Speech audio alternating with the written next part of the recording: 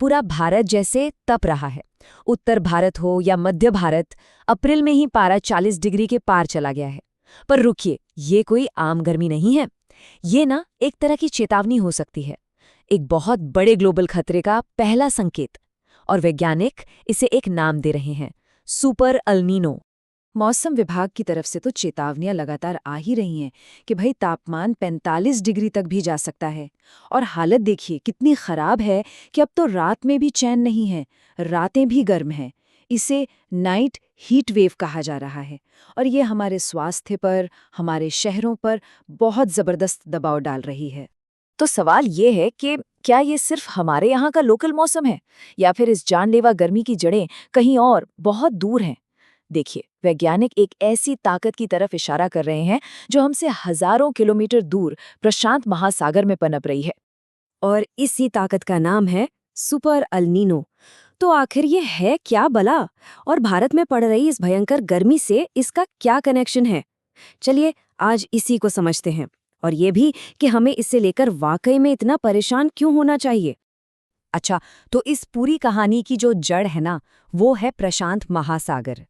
आप इसे हमारे मौसम का एक ग्लोबल इंजन समझ सकते हैं।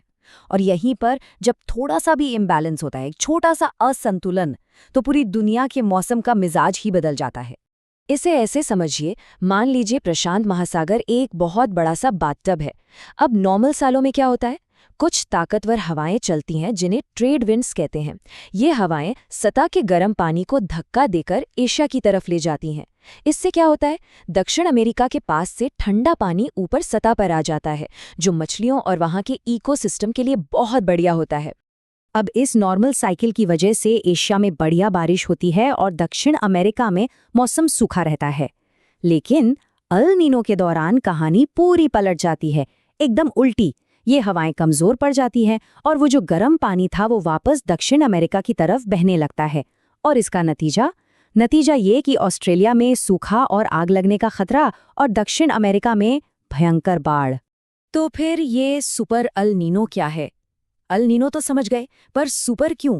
देखिए, ये तब होता है जब प्रशांत महासागर का तापमान औसत से 2 डिग्री सेल्सियस या उससे भी ज्यादा गर्म हो जाए। ये अल नीनो का सबसे एक्सट्रीम, सबसे खतरनाक रूप है। एक ऐसी घटना जो होती तो कम है, लेकिन जब होती है तो बहुत विनाशकारी होती है। सिर्फ 2 डिग्री सुनने में शायद ज्यादा नहीं लगता है ना, लेकिन सोचिए, इतने बड़े समंदर के लिए ये एक तेज बुखार जैसा है। और ये 2 डिग्री की मामूली सी बढ़त पूरी दुनिया के मौसम के पैटर्न को तहस नहस करने की ताकत रखती है। मतलब एक ग्लोबल क्लाइमेट इमरजेंसी की हालत पैदा हो सकती है। अब ये समझने के लिए कि आज वैज्ञानिक इतने परेशान क्यों हैं, हमें थोड़ा इतिहास में चलना होगा। चलिए, करीब करीब 150 साल पीछे चलते हैं, उस वक्त जब दुनिया ने आखिरी मेगा एल नीनो का सामना किया था। साल था 1877 से 78। उस दौरान जो मेगा एल नीनो आया था, उसने दुनिया भर में ऐसा भयंकर सूखा, अकाल और बीमारियां फैलाईं कि उसे इतिहास की सबसे विनाशकारी क्लाइमेट घटनाओं में से एक माना जाता है। जरा सोचिए, भारत, चीन, ब्राजील, हर जगह भयंकर सूखा, फसलें पूरी तरह तबाह, अनाज के दाम 4 से 5 गुना बढ़ गए। और फिर इसके बाद जो बीमारियों का दौर चला, हैजा, मलेरिया, लाखों लाखों लोगों की जान चली गई। भारत में मद्रास, बॉम्बे और मैसूर जैसे इलाके तो बुरी तरह बर्बाद हो गए थे। कुल मिलाकर अंदाजा ये है कि उस एक तबाही में करीब 5 करोड़ लोगों की जान गई थी। 5 करोड़! ये उस समय की दुनिया की कुल आबादी का 4% था। आप अंदाजा लगाइए, मतलब हर 25 में से एक इंसान खत्म हो गया। तो इतिहास हमें एक पैटर्न दिखा रहा है ना? 1877 में एक मेगा एल नीनो आया जिसने तबाही मचाई।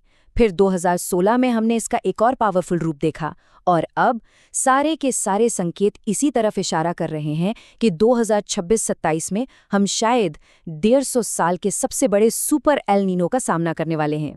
तो सवाल उठता है कि वो कौन से संकेत हैं? वैज्ञानिक ऐसा क्या देख रहे हैं आज जो उन्हें इतना परेशान कर रहा है? वो कौन सा डेटा है जो इस बड़ी चेतावनी की वजह बन रहा है? तो देखिए, पहला संकेत है प्रशांत महासागर में एक बहुत बड़ा गर्म पानी का इलाका, जिसे वैज्ञानिक मजाक में द ब्लॉब कह रहे हैं। ये रिकॉर्ड तोड़ गर्मी पैदा कर रहा है। पर सबसे ज्यादा चिंता की बात यह है कि जो फोरकास्ट आ रहे हैं उनके हिसाब से 2026 तक सुपर अल नीनो बनने की संभावना 90% है। मतलब ये लगभग तय माना जा रहा है। और अब बात करते हैं कि इसका भारत के लिए क्या मतलब है। देखिए, हमारी हालत तो पहले से ही कुछ ठीक नहीं है। हमारे जो बड़े बड़े बांध हैं, जलाशय हैं, वो आधे से भी कम भरे हुए हैं, सिर्फ 44%। मतलब हम पहले से ही पानी की कमी से जूझ रहे हैं। और हमारी जो जीवन देने वाली नदियां हैं, उनका हाल भी कुछ ऐसा ही है। गंगा में अपनी क्षमता का करीब आधा पानी है और कृष्णा नदी में तो 1/3 से भी कम बचा है। तो बात एकदम साफ है, अगर इस बार मॉनसून कमजोर पड़ा तो हम एक बहुत बड़े संकट के लिए बिल्कुल भी तैयार नहीं है। और यहीं पर ये सारी कड़ियां जुड़ जाती हैं। इतिहास ये बताता है कि जब भी सुपर एल नीनो आता है, वो भारत के सबसे जरूरी गर्मियों के मॉनसून को कमजोर कर देता है। और इसका सीधा मतलब है कम बारिश, जो हमारी खेती के लिए खतरा है, पानी की कमी को और भी ज्यादा बढ़ाएगा और आखिर में हमारी पूरी अर्थव्यवस्था पर असर डालेगा। तो आखिर में सवाल यही बचता है, क्या हम इतिहास की इस 150 साल पुरानी चेतावनी पर ध्यान देंगे या इसे भी बस एक और गर्मी का मौसम मानकर नजरअंदाज कर देंगे? क्योंकि यह सिर्फ मौसम का पूर्वानुमान नहीं है, ये हमारे आने वाले कल की, हमारे नए नॉर्मल की एक झलक हो सकती है।